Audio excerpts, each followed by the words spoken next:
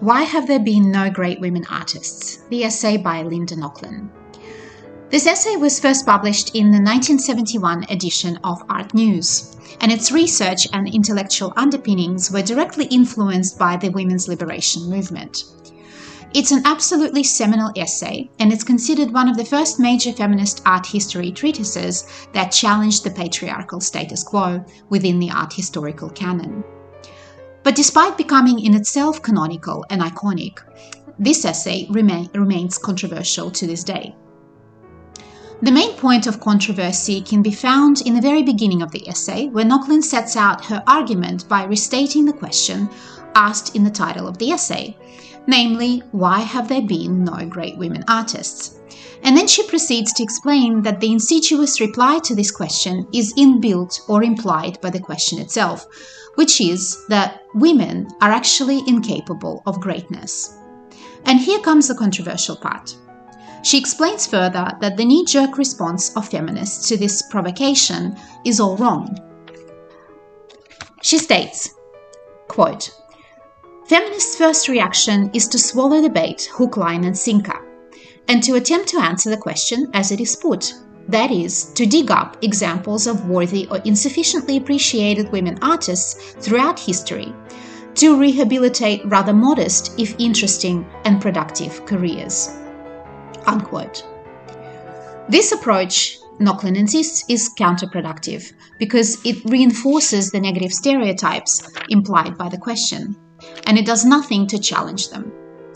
Here we need to point out that she emphatically rejects any form of essentialism. In other words, she does not agree that women intrinsically or fundamentally differ from men in their artistic production. What she offers instead as a solution and a challenge to patriarchal power structures in art is understanding what drives these power structures in the first place. She begins her analysis by challenging the notions of greatness and genius that are so prevalent and generally accepted in mainstream culture. She mockingly refers to these notions as a mysterious essence, a golden nugget, and calls them romantic, elitist, and individual glorifying. So rather than trying to find great women artists and fit the current status quo itself, the artistic canon, has to be redefined. So the first two culprits she identifies to perpetuating these hegemonic biases are our institutions and education. She gives a fantastic illustrative example here of how genius of great artists almost never comes from the aristocracy. And by way of this example, she explains that it's not the missing golden nugget of genius that is the cause of sparsity of greatness, but rather the amount of time necessarily devoted to social functions or total devotion to profession. In the remainder of the essay, Nochlin focuses on the specific obstacles that are preventing women artists from becoming devoted to the profession completely. And the first of these, and the most obvious, is access to the nude. She demonstrates the institutional nature of this type of discrimination and how universally prevalent it was up to the very end of the 19th century. The next obstacle is what she dubs the lady's accomplishment.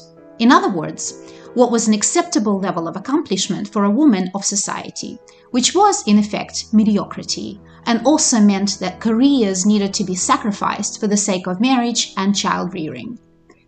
Which leads us to her third point, where she observes that the rare examples of women that did manage to achieve greatness, in their overwhelming majority, had the support of artist fathers. She concludes with a case study of Rosa Bonheur, an incredibly accomplished 19th century woman artist who serves as a case in point for Nochlin. Because despite having a supportive father, despite achieving great accolades in art, she still felt the need to justify her femininity to those who questioned the way she dressed, looked, and behaved.